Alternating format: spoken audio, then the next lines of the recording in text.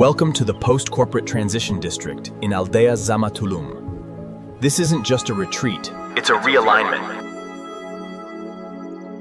District, a reorientation zone for high-agency individuals. Leverage our liminal architecture and dream validation framework.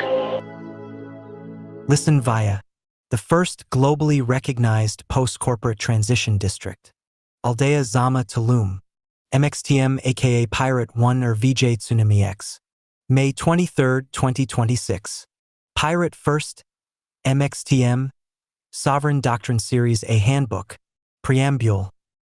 Aldea Zamá is a shell waiting for its operating system. On post-corporate transition districts, civilizational drift, and who arrives next. The architects were not wrong. They built something beautiful, precise, and by any reasonable aesthetic standard ahead of its time. Aldea Zamá was imagined as a premium urban experiment embedded inside a jungle corridor on the Yucatan coast. Clean sightlines, considered stone, vegetation as infrastructure. The error was not in the construction. The error was in assuming that luxury real estate and civilizational purpose were the same thing.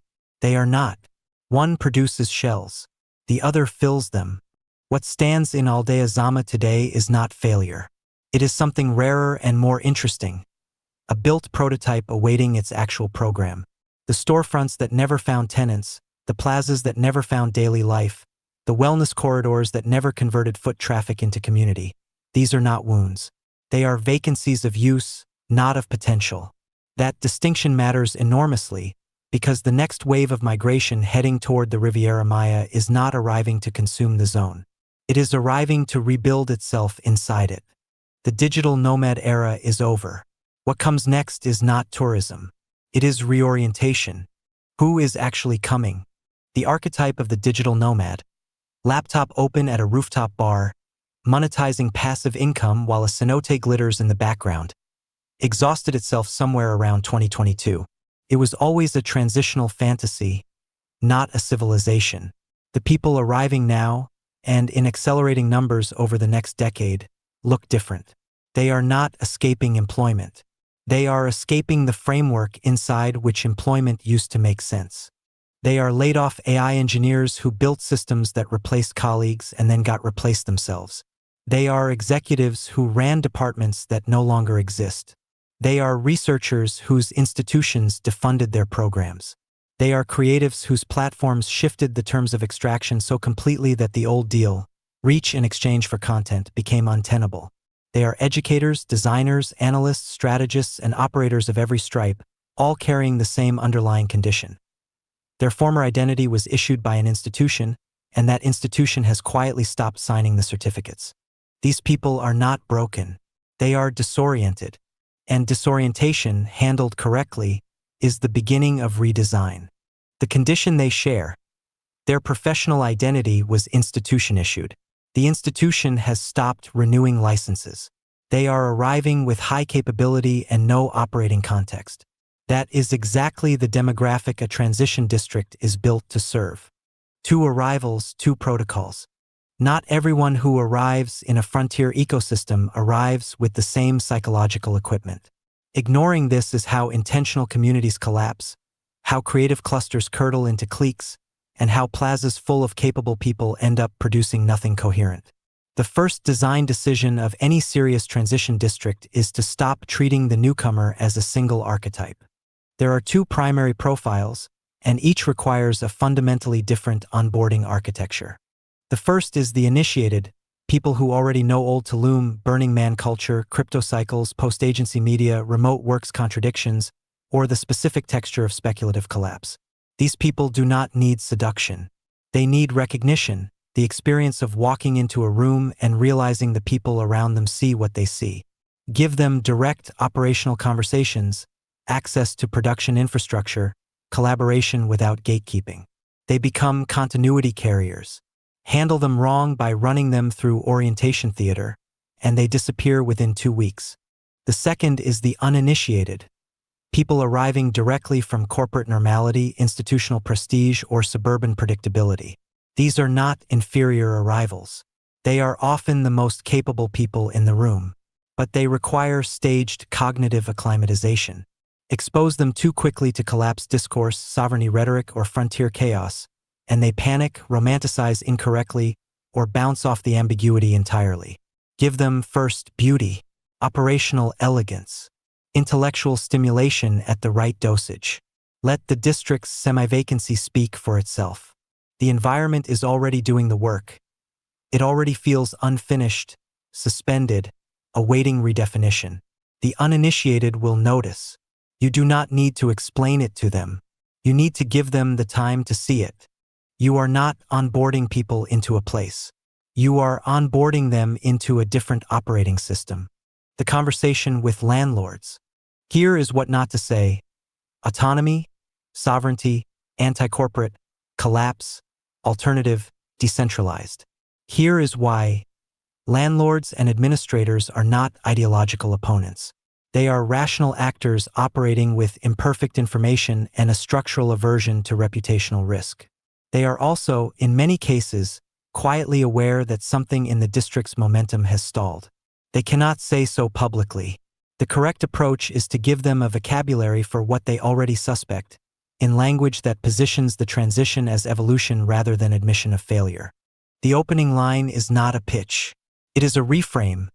Aldea Zamá is entering its second evolutionary phase. That framing is precise and deliberate. It acknowledges the first phase without condemning it. It implies trajectory without implying crisis. It gives administrators a narrative they can carry into their own boardrooms. The argument that follows is not about philosophy.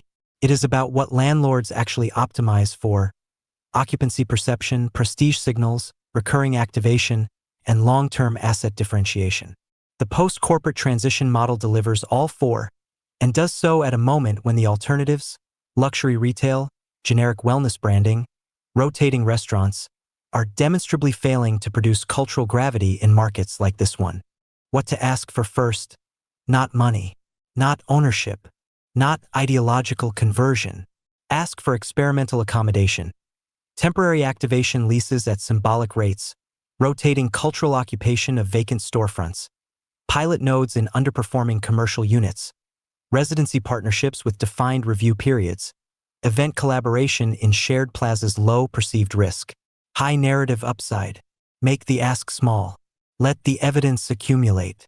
The social proof strategy runs in parallel. Document everything: the gatherings, the projections, the publications, the faces. Show administrators, through accumulated visual and narrative evidence, that activated cultural density changes the psychological experience of a district. They fear emptiness optics. Become a generator of atmosphere. That is leverage they did not know they needed until they see it operating. There is one sequence error that kills this strategy reliably: approaching landlords before the district has any demonstrated activity. Do not make the pitch to the administrators before the district has been seeded. Run Phase 1, the informal cultural gatherings, the AI briefings, the fan fiction showcases, the transition dinners, in whatever space is available, however improvised. Produce the documentation. Then bring the documentation to the conversation with property stakeholders. You are not selling them a vision. You are showing them evidence of something already happening that they have the option to host properly. The actual differentiator. The world has an abundance of co-working spaces, retreats, intentional communities, nomad villages, and creative hubs. Almost all of them share a common structural flaw. They optimize for the temporary. They sell the experience of transition without providing the infrastructure of arrival. People pass through, feel briefly transformed, and return to their prior operating context. The activation is real. The permanence is not. What is globally absent, and what the current moment makes uniquely possible to build, is a district that takes post-corporate transition seriously as a territorial project. Not a program, not a brand. A territory with its own mythology, its own production infrastructure, its own publication ecosystem, its own layered initiation culture, and its own guild dynamics that convert individual arrivals into continuity multipliers. The AI displacement wave is not a temporary disruption. It is a civilizational gear shift, and it is producing millions of high-agency individuals who were optimized for institutional contexts that are dissolving around them. These people have capability without context. They have ambition without operating framework. They have, in many cases, the financial runway to make a serious transition and no coherent place to make it. Aldea Zamá already has the architecture, the aesthetics, and the spatial grammar. What it lacks is a coherent mythology after speculative saturation. That is the opening. You are not proposing construction. You are proposing narrative reactivation. The first phase built the shell. The shell is sound. What the second phase builds is the organism, the culture, the metabolism, the continuity, the layered initiation that converts a beautiful half-empty plaza into something that functions, at the civilizational level, as a prototype for what comes after the institutions stop signing the licenses. That is not a small thing to be. It may, in fact, be the only genuinely novel thing available to be built in this geography right now. Everything else has already been tried, already been branded, and already been partially abandoned. The post-corporate transition district has not. It is still unoccupied territory, which means the correct move is to occupy it. The shell and the organism. Introduction and table of contents. On why the first transition district in the history of post-corporate civilization will not be built. It will be recognized in a place that already exists by people who already know what they are looking for. Preamble: what this handbook is and is not. There is a particular category of error that intelligent people make when confronted with evidence that a historical period is ending. They assume the evidence is about the thing that is ending, the exhausted model, the failing institution, the half-empty plaza, when in fact the evidence is about the thing that is beginning. The vacancy is not the story. The vacancy is the precondition for the story. Everything that follows in this handbook proceeds from that single perceptual correction. Aldea Zamá's semi-occupied storefronts, its interrupted commercial momentum, its aesthetically premium but energetically suspended atmosphere. These are not symptoms of a development gone wrong. They are the material conditions required for a development of a different and far more consequential kind to go profoundly right. This handbook is not a real estate proposal. It is not a branding exercise. It is not a manifesto against luxury development, corporate employment, institutional life, or the speculative urbanism that built the Riviera Maya into one of the most architecturally ambitious coastlines in the Western Hemisphere. This handbook is an operational doctrine for the transformation of a specific physical territory, Aldea Zamá, within the Selva Zamá master plan, in what remains of the jungle corridor between Tulum town and the archaeological zone, into the first globally recognized post-corporate transition district in the history of settlements built for the civilization that comes after the one currently failing to hold itself together. That is a large claim. It is also a precise one. Precision matters here because the temptation, when confronted with the scale of the civilizational disruption underway, is to retreat into vague aspiration, a new paradigm, a different way of living, sustainable community. Language so evacuated of operational content that it produces, reliably, nothing. This handbook is not vague. Each part of it addresses a specific problem, names a specific mechanism, and proposes a specific sequence of action. The civilizational argument is large because the civilizational moment is large. The operational proposals are specific because large arguments without specific operational proposals are literature, not doctrine. Both are necessary. This is doctrine. The architects built the shell. The shell is sound. What has never been built anywhere is the organism designed to inhabit it at this specific moment in the history of human work, human identity, and human geography. To understand why Aldea Zamá is the right location for this organism, and why this moment, not 5 years ago, not 5 years from now, is the right moment for it to emerge, one must first understand the nature and scale of the disruption producing the people who will inhabit it. The dissolution. Artificial intelligence is not a productivity technology. It is a civilizational solvent. The distinction is not semantic. It is the difference between a tool that augments a system and a force that dissolves the substrate on which a system depends. For the past 3 decades, the substrate of professional identity in the developed world has been institutional affiliation. You were what your employer certified you to be. Your title, your salary band, your performance review, your LinkedIn headline, your health insurance, your retirement account, your daily schedule, your social calendar, your city of residence, your sense of forward momentum, all of it issued, directly or indirectly, by an organization that agreed to exchange your time and capability for material security and social coordinates. That exchange is the architecture of modern professional selfhood. Artificial intelligence is dismantling it at a speed and at a scale for which there is no historical precedent that does not involve war. The displacement is not limited to lower skill or repetitive labor, which is what the first decade of automation anxiety suggested. The displacement is now concentrated precisely in the class of workers who were told, repeatedly and with institutional confidence, that their capabilities, creative, analytical, strategic, communicative, were the category of human output least vulnerable to automation. These people are not being replaced by robots on assembly lines. They are being replaced by language models that write more fluently than most professionals, generate visual content at industrial scale, synthesize research that previously required teams, produce code that previously required engineers, and do all of it at a marginal cost that approaches zero. The economic logic of maintaining large professional workforces inside institutional structures is dissolving. The institutions are beginning to acknowledge this quietly in the language of restructuring, right-sizing, strategic reorganization, and elimination of redundant functions, all of which translate, for the individuals on the receiving end, into the same experience. The contract has been voided. What is not being acknowledged publicly, institutionally, or in any mainstream discourse adequate to the scale of the problem is what this means at the level of identity rather than income. Income can be replaced, with difficulty, with disruption, but mechanically. Identity is more complex. The professional self that was assembled over years of credentialing, performance, promotion, and institutional recognition does not simply pivot when the institution withdraws. It enters a period of profound disorientation that is not well described by the existing vocabulary of career transition, entrepreneurship, or self-employment. Something deeper than a job has been lost. What has been lost is the external validation architecture that allowed millions of high-agency, high-capability people to know, from moment to moment, whether they were succeeding at being themselves. Without that architecture, they are capable but contextless, productive but purposeless, energetic but directionless. They have not lost their ability to build. They have lost the blueprint. A transition district is the institutional form designed to address precisely this condition.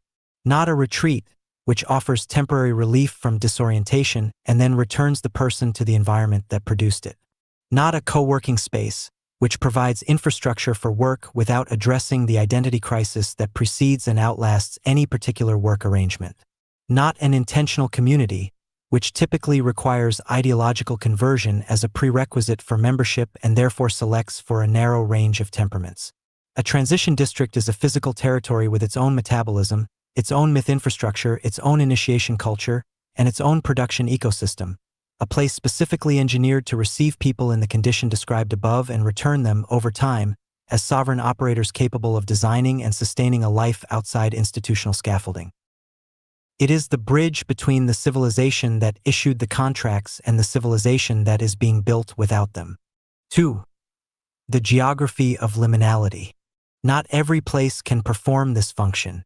The performance of civilizational transition requires a specific set of spatial and atmospheric conditions that most places, even many desirable, beautiful, well-located places, do not possess and cannot be made to possess through renovation, rebranding, or programming. The transition from one operating context to another is not merely psychological. It is environmental. Human beings are deeply, stubbornly context-dependent animals. We think differently in different physical environments. We are more or less capable of certain kinds of cognitive and emotional work depending on the textures, densities, temperatures, social atmospheres, and symbolic registers of the spaces we inhabit. This is not mysticism. It is the straightforward implication of decades of environmental psychology research, and it is why the question of where to build a post-corporate transition district is not arbitrary, not a matter of real estate convenience, and not reducible to the availability of cheap commercial space in a warm climate. The environment required for civilizational transition has a specific character that can be described with some precision. It must be beautiful enough to interrupt the grinding cognitive patterns associated with the old operating context, beautiful enough to produce, immediately and without effort, the sensation that one is somewhere genuinely different, somewhere that does not carry the environmental cues that trigger the automatic behaviors of institutional life. It must be unfinished enough to resist the domestication that befalls places whose identity is fully determined, unfinished enough to leave room for the inhabitant's own narrative to take hold of the space and feel consequential within it, rather than decorative. It must be liminal enough, poised between established meanings, between what was and what has not yet been named, to give the transitioning person the psychological permission to occupy an in-between identity without that in-betweenness feeling like failure, arrested development, or the prelude to a return to the old context. And it must be serious enough, inhabited by other serious people, producing real output, operating with real stakes, to prevent the transition from collapsing into the lifestyle tourism that has already exhausted its welcome in this geography and produced, in its wake, a generation of capable people who mistook beautiful consumption for meaningful transformation. Aldea Zamá possesses all four of these conditions in their most useful concentrations, and possesses them at this particular moment in a combination that will not recur. The beauty of the district is beyond argument. It was designed by people who understood what beauty requires and who had the resources to produce it at scale in a jungle corridor that resisted domestication at every stage of construction. The unfinishedness is visible in every vacancy, every plaza that reaches toward a community it has not yet found, every storefront that looks outward onto foot traffic that has not yet materialized into daily life. The liminality is structural. The district exists in the precise condition of a first phase completed and a second phase not yet imagined, a condition that produces exactly the suspended, awaiting atmosphere that transitioning people recognize instinctively as the atmosphere of their own interior states. And the seriousness is available, latent, present in the residual density of capable people who stayed when others left and who constitute the nucleus of the culture this handbook proposes to make explicit, to name, and to scale. This is not a coincidence to be celebrated as evidence of destiny. It is a window to be used with the urgency that windows require. The semi-vacancy of the district is not a permanent condition. It will resolve in one direction or another within the next several years. It will either be reoccupied by the next cycle of commercial tenants pursuing the same model that produced the current vacancy, in which case the district will achieve modest stabilization and persistent cultural mediocrity that mirrors every other half-activated luxury development in the world. Or it will be recognized by the right people at the right moment as the unfinished future it actually is, and the second phase will be built not from the logic of commercial real estate but from the logic of civilizational need. This handbook is written on the conviction that the second outcome is both possible and preferable, and that the difference between the two outcomes is not primarily a question of capital but of narrative. The architecture of the second phase is a story told first that makes the physical transformation feel inevitable before it has been fully executed. That is why this document exists before the district has been transformed. The document is the first act of the transformation. 3. The Dream Validation Thesis. At the center of this handbook is a concept that sounds, in its most compressed form, like motivational culture, and is, in its fully elaborated form, the categorical opposite of it. The concept is dream validation, and it requires careful definition because its misreading would corrupt everything built around it and produce, in place of the serious transition infrastructure this handbook proposes, another version of the retreat industrial complex that has already failed the people it claimed to serve. Dream validation is not the affirmation of desire. It is the operational stress testing of a proposed life against the conditions required to sustain it. The distinction is absolute and the consequences of collapsing it are severe. Motivational culture, the retreat industry, the life coaching complex, the manifesting economy, the productivity spirituality hybrid that colonized the wellness spaces of the Tulum corridor before the market corrected, is built on the premise that the primary obstacle between a person and their desired life is psychological resistance, and that the correct intervention is to dissolve that resistance through affirmation, visualization, community support, and the strategic removal of negative influences. This is, at best, a partial truth that becomes a harmful distortion when applied wholesale to people whose actual obstacles are not primarily psychological but operational. They lack the production infrastructure, the publication ecosystem, the economic architecture, the peer accountability, and the brutally honest feedback that separates a viable life design from an attractive fantasy dressed in the vocabulary of transformation. The people arriving at the transition district are not lacking in desire. They are, almost uniformly, people of intense, compressed, long-deferred desire, Desire that has been subordinated for years inside institutional structures that monetize their capability while systematically deferring the question of what they actually wanted to build with their one productive life. What they lack is not permission to want. What they lack is a rigorous, reality-anchored, community-supported process for determining whether what they want can survive contact with operational reality. And if not in its current form, what modifications would make it viable without evacuating the desire that generated it in the first place. That process is dream validation. It is not a workshop. It is not a method. It is a culture, and it requires, as its infrastructure, something that no retreat, no co-working space, no intentional community, and no online platform has ever been able to provide at scale. A genuine community of practitioners who have done it, who are doing it, who failed at it in specific ways they can describe without self-pity, and who have no incentive to tell you it is easier than it is because their own survival does not depend on your continued belief that it is easy. This is the deeper architecture of the Dreamcatcher protocol, the validation framework that runs underneath every program, every gathering, every publication, and every conversation that the district produces. It is not a product. It is the reason that the two primary archetypes of arrival at the district, those who have already navigated some version of this transition, whom this handbook calls the initiated, and those arriving directly from institutional life with the transition still entirely ahead of them, the uninitiated, must be understood not merely as different kinds of participants, but as the two necessary poles of a single ecosystem whose health depends on the relationship between them. Without the uninitiated, the initiated have no one to teach, no reason to articulate what they know in transmissible form, and no mechanism for the culture to reproduce itself across generations of arrival without requiring constant reinvention. Without the initiated, the uninitiated have no map, no honest feedback, no evidence that the transition is survivable in material terms, and no community capable of absorbing their disorientation without being destabilized by it. The district requires both, in the right proportion and in the right relationship to each other, to function as something more durable than a gathering of interesting people in a beautiful place who have collectively agreed to believe the same hopeful things about the future. 4. The case for global recognition.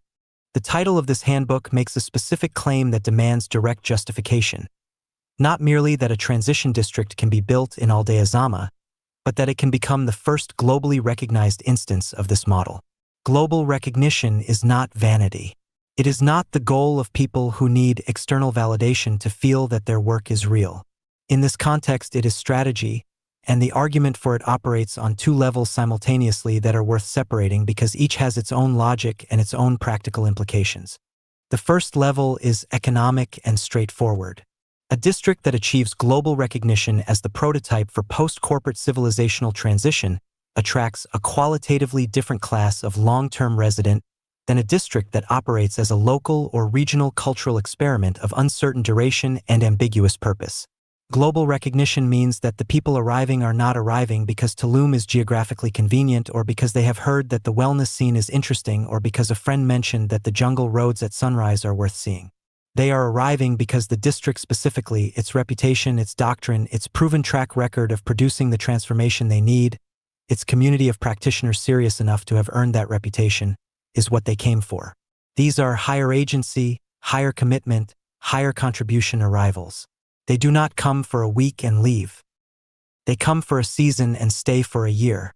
They come for a year and build infrastructure that outlasts their presence.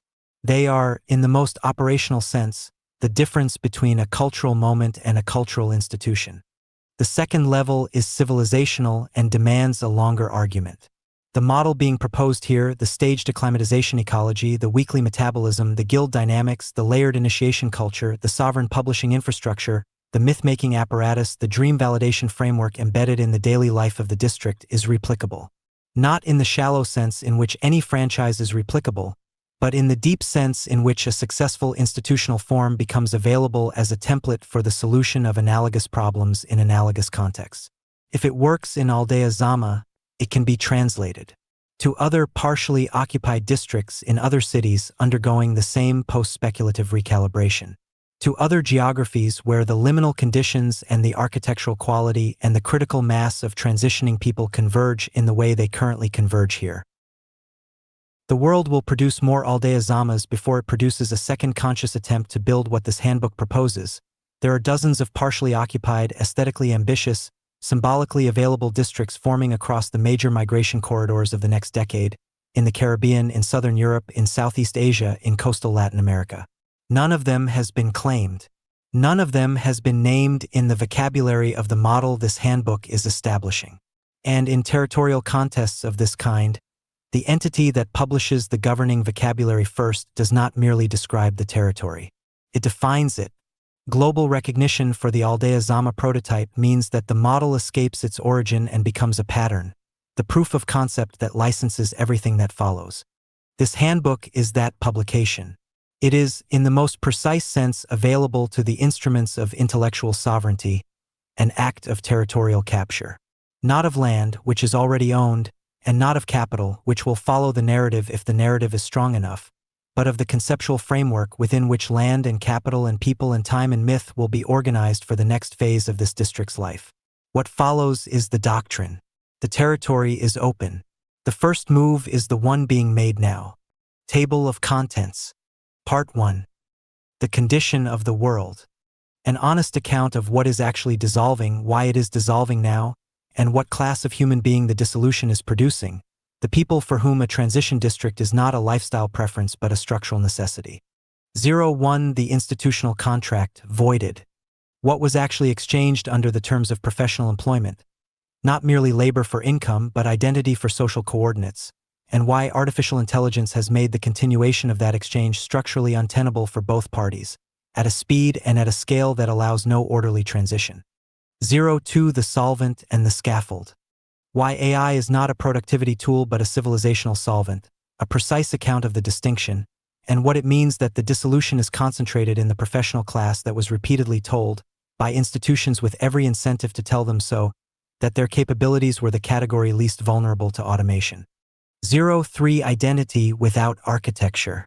The psychological condition produced by institutional dissolution, high capability, lost context, and the specific variety of disorientation that results when the external validation system that told you who you were moment to moment, year to year, stops issuing the certificates that made the answer feel credible. 04. The digital nomad was a transitional fantasy.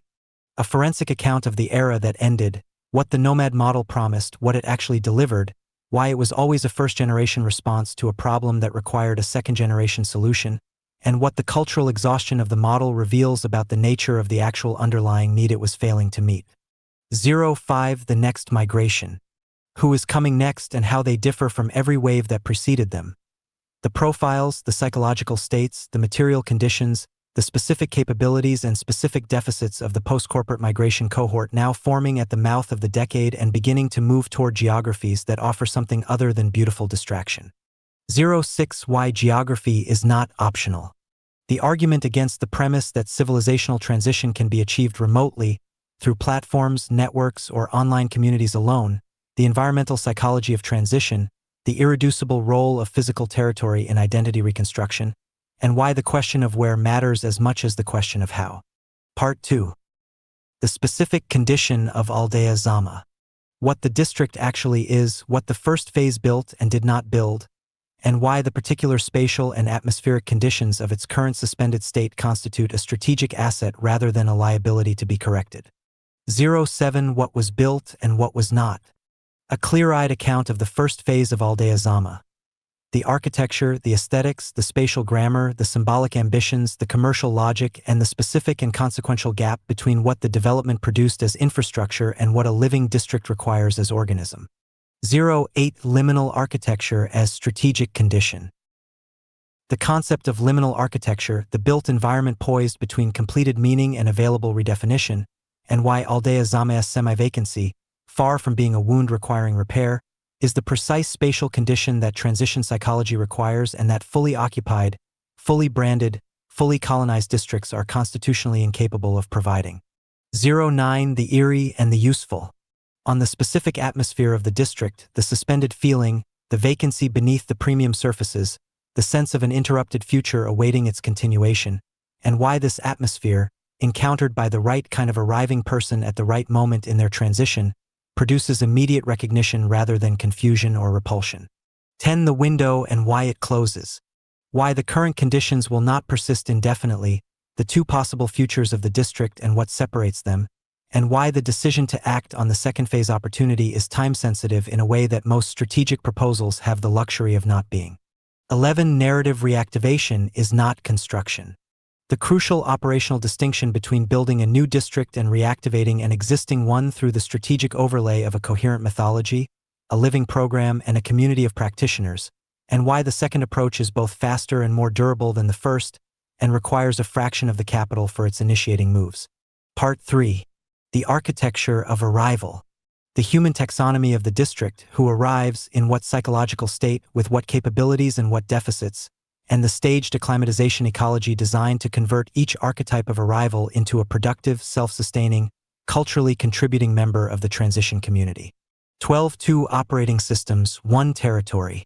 The foundational distinction between the initiated and the uninitiated, not as a hierarchy of value or a gatekeeping mechanism but as a precise taxonomy of readiness, and why the failure to design for both simultaneously is the most common structural error in the history of intentional communities, transition programs, and frontier creative ecosystems. 13. The initiated, decompression, and redeployment. A full profile of the initiated archetype, the veterans of earlier frontier eras, the cryptocycle survivors, the post-Burning Man operators, the battle-tested remote workers, the disillusioned former believers in models that were real and then weren't, and the specific program required to convert their accumulated hard knowledge from private asset to community infrastructure. 14. The uninitiated, staged cognitive acclimatization.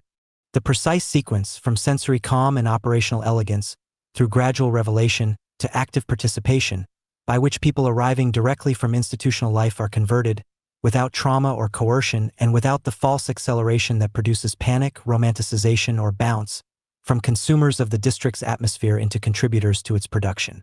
15. The dream validation framework in full. A complete account of dream validation as a philosophy, a methodology, and above all a culture, what it means to test a proposed life against operational reality, why this is categorically different from affirmation culture and motivational retreats, and what the Dreamcatcher protocol looks like as a living practice distributed across the daily and weekly life of the district rather than concentrated in a workshop or a program. 16. Operational sovereignty defined without romance. What it actually costs, financially, psychologically, socially, and temporally, to sustain a life outside institutional scaffolding, and why honest accounting of those costs, delivered without either discouragement or false encouragement, without the softening that produces dependent optimism or the harshness that produces demoralization, is the most important single service the district can provide to arriving members. 17. From consumer to contributor, the conversion arc. The full trajectory of arrival and integration, the phases, the inflection points, the predictable failure modes, the conditions under which an arriving person crosses the threshold from consuming the district's culture to producing it, mapped as an operational arc with recognizable markers rather than a hope dressed in the language of community. Part 4. The weekly metabolism. A district without a metabolism is an atmosphere. An atmosphere produces aesthetics, not transformation. This part specifies, in full operational detail, the 7-day rhythmic structure that converts the district from a beautiful and interesting place into a living civilizational prototype with measurable output and self-sustaining cultural momentum. 18. Monday, cognitive synchronization with the accelerating landscape. The AI Frontier Briefing in full operational specification. Its structure, its curatorial discipline, its Q&A protocols, its local operator roundtable format, the specific facilitation required to prevent it from becoming either passive news consumption or performative techno-anxiety. And why a community of transitioning people that is not cognitively synchronized with the acceleration of the landscape it is transitioning into is not transitioning at all but merely relocating. 19. Tuesday, the sovereign publishing infrastructure. The production session as doctrine, what it means for participants to leave with tangible outputs rather than insights, the full architecture of the Substack ecosystem and NFP production pipeline and multilingual publishing workflow being practiced in real time, and why the discipline of producing actual publications, physical proofs, deployed assets, live monetization, is what distinguishes this day from every writing workshop that has ever preceded it. 20. Wednesday, the myth engine. Parallel civilization night as cultural production rather than entertainment. The fan fiction showcase format and submission process, the speculative future curation mechanism, the AI human collaborative narrative session protocols, the Super Earth Universe contribution framework, and why a district that does not produce its own myths cannot sustain a coherent identity across generations of arrival, no matter how strong its programming is in every other dimension. 21 Thursday, the hard knowledge transfer. The transition dinner as the district's primary pedagogical mechanism. Its curation method, its deliberate table composition logic, its structured question protocols, what it covers and refuses to cover, and why both decisions are active rather than passive, and why the person-to-person transfer of hard operational knowledge across a mixed table of initiated and uninitiated practitioners is the most replication-resistant and most valuable cultural asset the district produces. 22 Friday, operational honesty as practice. The reality stress test in full, its submission process, its feedback culture, the precise difference between productive critique and destructive skepticism, the facilitation required to maintain that difference under pressure, and why a community that has developed the capacity to tell its members the truth about their plans without destroying their confidence in their capacity to execute them is the rarest and most replicable output of the entire model. 23 Saturday, the district as living medium. Atmosphere night as simultaneous cultural experience and evidence generation strategy. The AI architectural projections on vacant storefronts, the NFP exhibitions in empty commercial units, the ambient installations in suspended plazas, the live publishing dispatches from resident operators, and how the conversion of liminal architecture into active cultural surface produces, at the same moment, an experience for inhabitants and a document of transformation for stakeholders watching from the outside. 24 Sunday, integration is production. The operational case for protected silence. Why the transition process requires compression and integration in exactly the measure it requires stimulation and production, what a quiet Sunday actually consists of within the district's life, and the philosophical position that distinguishes between rest as recovery and rest as the essential second half of the work that cannot be completed during the work. Part 5. The myth infrastructure. All durable civilizations produce their own narrative. The post-corporate transition district is not exempt from this requirement and does not benefit from pretending otherwise. This part addresses the specific forms, the production mechanisms, and the philosophical basis of the myth-making apparatus that gives the district its identity across time and across the inevitable turnover of individual arrivals. 25 Why civilizations require myth and districts require civilizations. The structural argument for narrative infrastructure as a non-optional component of any durable human settlement, and the specific failure mode, common to intentional communities and creative districts and cultural clusters of every era, that results from assuming that shared purpose and good atmosphere are sufficient substitutes for a shared mythology that precedes and outlasts any particular participant. 26 Speculative fiction as civilizational rehearsal. The specific cultural function of speculative world-building, fan fiction, alternate civilization narrative, post-corporate future scenarios, parallel world design, as a mechanism for rehearsing social arrangements before they are built, stress-testing values before they are institutionalized, and producing a shared imaginative vocabulary that enables shared action without requiring shared ideology. 27 Publishing as territorial capture.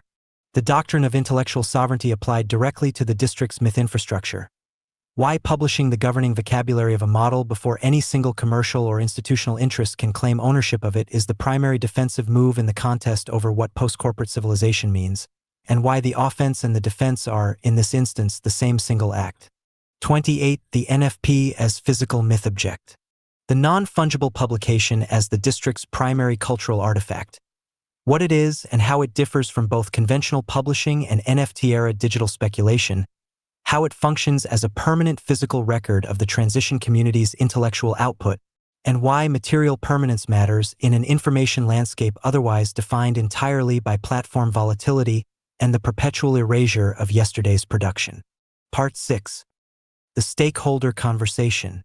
The most delicate part of the strategy and, in terms of sequencing, the most consequential. How to approach the owners, administrators, and developers of Aldea Zamá's physical infrastructure without triggering the risk aversion, reputational fear, and defensive distancing that ideological framing, however accurate the ideology, reliably and fatally produces. 29 What landlords actually optimize for. A precise account of the decision logic of property stakeholders, not as enemies of the transition but as rational actors operating with imperfect information and a specific, predictable set of incentives, and why the correct approach is to translate the entire transition district model into the language of prestige stabilization, district differentiation, and long-term asset protection rather than the language of cultural mission. 30. The language of the second evolutionary phase.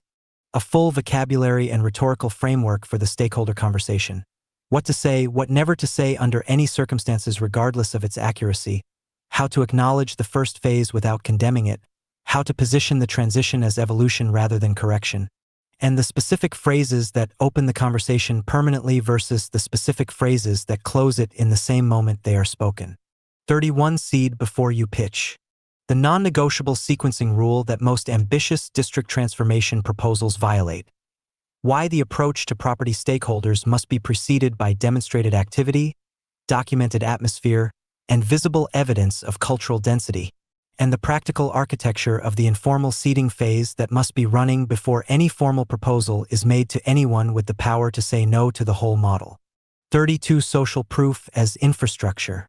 The documentation strategy, what to record, how to present it, through which channels, to which audiences, in what sequence, that converts the district's daily cultural activity into the kind of visible, accumulated, undeniable evidence that changes a landlord's perception of a vacant storefront from a balance sheet liability to a platform for the thing that is visibly working next door.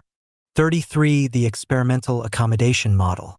The specific asks, temporary activation leases, rotating cultural occupation agreements, pilot node partnerships, residency collaborations, that minimize the perceived risk for property stakeholders at the moment of commitment while maximizing the district's operational freedom to demonstrate the model, generate the social proof, and create the conditions under which expanded accommodation in subsequent phases feels like the obvious continuation of something already working rather than a leap of faith. Part 7. The guild model and recursive stability. The mechanism by which the district sustains itself across generations of arrival. Not through institutional management, not through the force of any individual's vision, but through the layered initiation culture, the guild dynamics, and the initiated mentor's uninitiated relationship that converts individual transitions into collective and self-renewing continuity. 34. Guilds without mystification. What guild dynamics actually are in a contemporary operational context, stripped of medievalist romanticism, platform-era distortion, and the pseudo-spirituality that has colonized the concept in creative community discourse, and how they function as the organizational substrate of a community that needs to preserve and transmit hard-won operational knowledge across a population with structurally high turnover.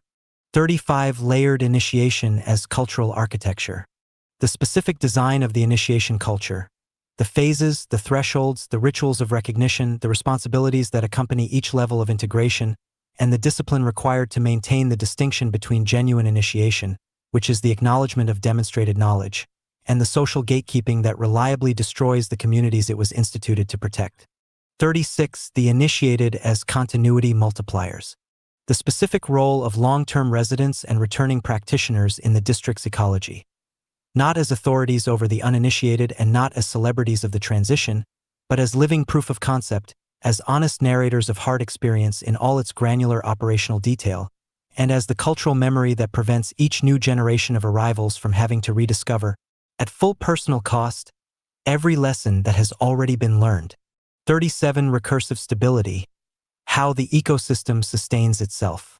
The full map of the feedback loops, initiated mentoring uninitiated, uninitiated becoming initiated, cultural production generating reputation, reputation attracting the next cohort of high-agency arrivals, those arrivals deepening the production ecosystem, that give the district its capacity for self-renewal without requiring constant external management, imported capital, or the sustained personal charisma of any individual founder.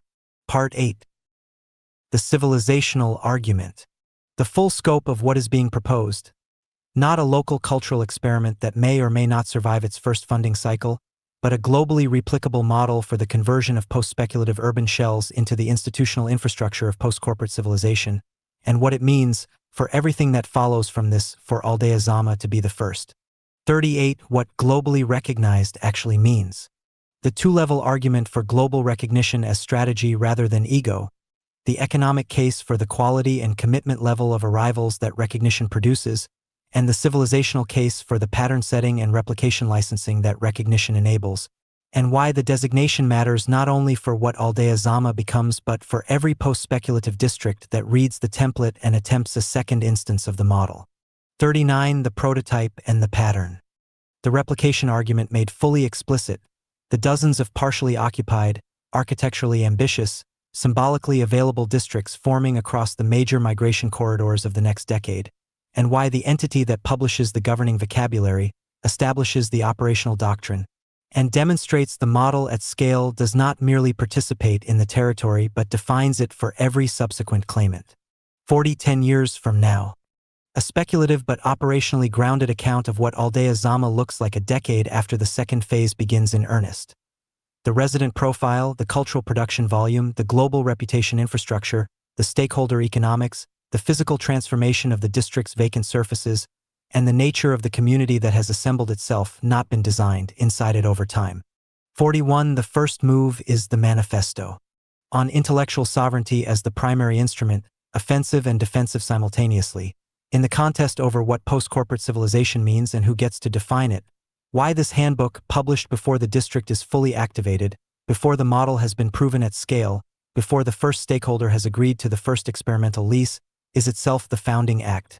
The territorial claim that precedes and enables everything that follows from it. Appendices and working documents. A glossary of doctrine terminology. Precise definitions of the full vocabulary used throughout. The initiated, the uninitiated, dream validation, the dreamcatcher protocol, liminal architecture, operational sovereignty, narrative reactivation, the NFP, the between space continuity multipliers, and every other term required to discuss the model without inadvertently importing the distortions of existing frameworks into the conversation. B. The Dreamcatcher Protocol, full operational specification. The complete validation framework, its phases, its instruments, its facilitators, its outputs, its specific failure modes and how to recognize them early, and the conditions under which a dream is validated as viable, modified toward viability, or deferred with the specific modifications required to make a future validation possible. Written as a working document rather than a philosophical statement. See the activation sequence, phase by phase. The recommended order of operations for the first 18 months. What to build first, what to document and how, what to defer and why, when to approach property stakeholders and with what materials, and how to manage the transition from informal seeding to formal district identity without losing the atmospheric and cultural qualities that make the informal phase work as a demonstration. D. Stakeholder conversation scripts and framing guide. Sample language for the landlord conversation, the plaza administrator briefing, the master planning stakeholder presentation, and the media framing with explicit annotations on what each phrase is doing rhetorically, why the alternatives fail, and what each audience most needs to hear in order to move from defensive observation to experimental accommodation. E. The weekly programming calendar, first season. A fully populated 13-week calendar covering the first season of district programming. Specific session topics, practitioner profiles, publication targets, installation schedules, documentation milestones, and the specific indicators that signal whether the metabolism is producing cultural density or merely activity. Concrete enough to execute, flexible enough to adapt to the conditions that will not have been anticipated. F. The sovereign publishing stack. The full technical and editorial architecture of the district's publishing infrastructure. The Substack ecosystem design, the NFP production workflow, the multilingual publishing pipeline, the AI-assisted drafting and translation protocols, and the monetization framework from first post to sustainable independent publication, specified in sufficient detail to be executable by the first cohort of residents without external consulting. A Pirate First, MXTM's newsletter. Sovereign Doctrine Series, Handbook 1. Text. Recent episodes. The Author Farm. The Sovereign Authorship Dowry. May 22nd, The Next Frontier. May 20th, MX Soberano por Destino. Supertierra, La Era de los Simios. Souverain par Conception. May 18th, L'Outrage Non-Fongable TNF. MXTM Studios Proposition de Residence Souverain and Partenariat Cultural. May 16th, MXTM aka Pirate 1 or VJ Tsunami X. They want your book, they want your ghost. Shackled to the farm while they optimize the host. We pirate first, own the stack, build infrastructure, take it back. The Author Farm. Why Amazon wants your ghost more than your book. This for MXTM's newsletter discerning readership, a sharp, well-grounded pirate-first Substack, one that ties the doctrine my existing body of work and that drives the point home. There is a misunderstanding still circulating among creators, writers, filmmakers, podcasters, content strategists, and the poor damned souls still calling themselves influencers. They think the platform is buying their work. It isn't. The platform is buying behavioral dependency. Your book was never the product. You were. And now even you are being deprecated. The real asset was always the training residue left behind by your attempts to remain visible. Every upload, every metadata field, every audience interaction, every optimization decision, every thumbnail adjustment, every SEO compromise, every engagement-calibrated sentence fragment. The machine was never simply distributing your work. It was metabolizing your cognition. That's why this latest phase feels different. Because it is. The old internet exploited labor. The new internet digests authorship itself. The future author may increasingly resemble a node operator, a cryptographic archivist, a sovereign printer, a relay maintainer, a jurisdictional navigator, and only secondarily a content creator. Good. The term content creator deserved extinction anyway. Michelangelo was not a content creator. Neither was Borges. Neither was Basquiat. And neither are you. At least not yet. The printing press is quietly returning from exile. The archive is becoming political again. And somewhere beneath the cloud layer, paper waits patiently like a dormant weapon. The old pirates understood something Silicon Valley forgot. If you cannot leave with your cargo, you never own the ship. The cage is unlocked, but we choose the bars. Renting our lives, forgetting the source. We are the sovereign authors of this digital verse. Reclaim the dowry, break the curse. This is the doctrine. The post-platform era demands sovereign authorship. Build the stack. Own The sovereign authorship dowry. Doctrine for the post-platform era. The sovereign authorship dowry is not a product. It is not a startup. Not a media company. Not a creator economy toolchain. Not a premium publishing layer wrapped around the same feudal substrate. It is a sovereign stack. A civilizational template. Mutable doctrine rather than dogma. Structure layers are now operational across the Tulum Sustainable Development Zone. Despite minor data corruption regarding land narrative, the impact of war remains positive.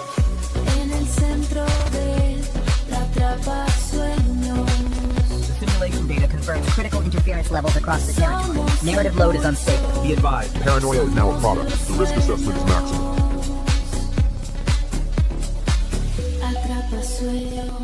Remain sovereign amid the noise. As the interference level spikes, their simulation engagement increases. We must decipher the reality of this update.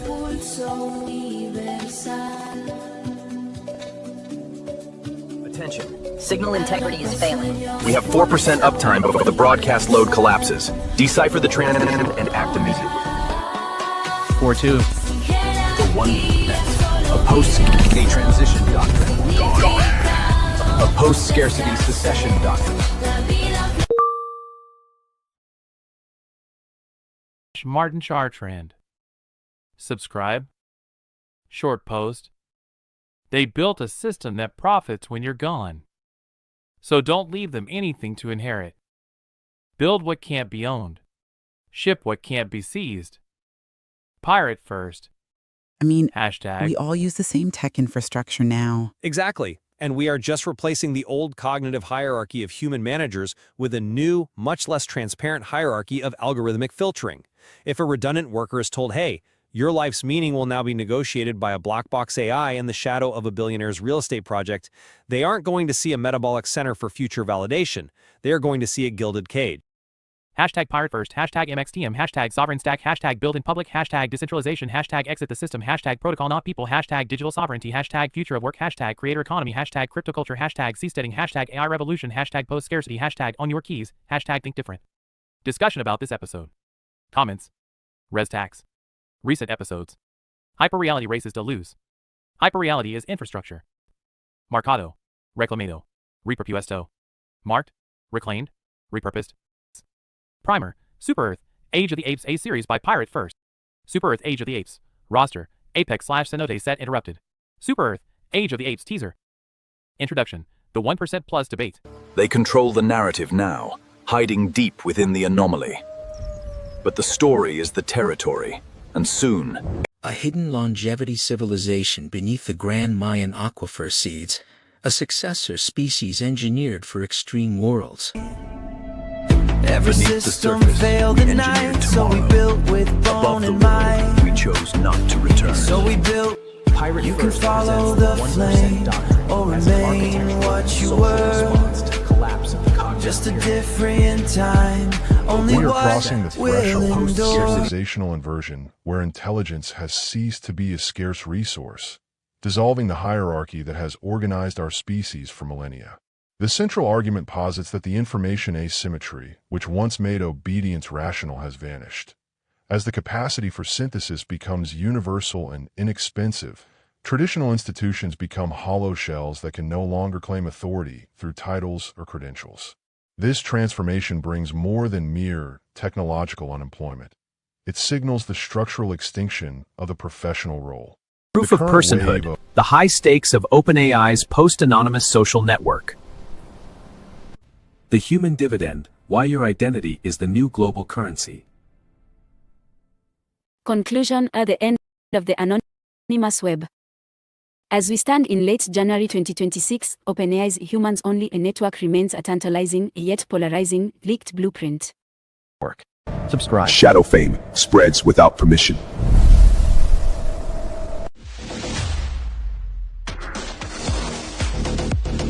X Prize. Start building, man.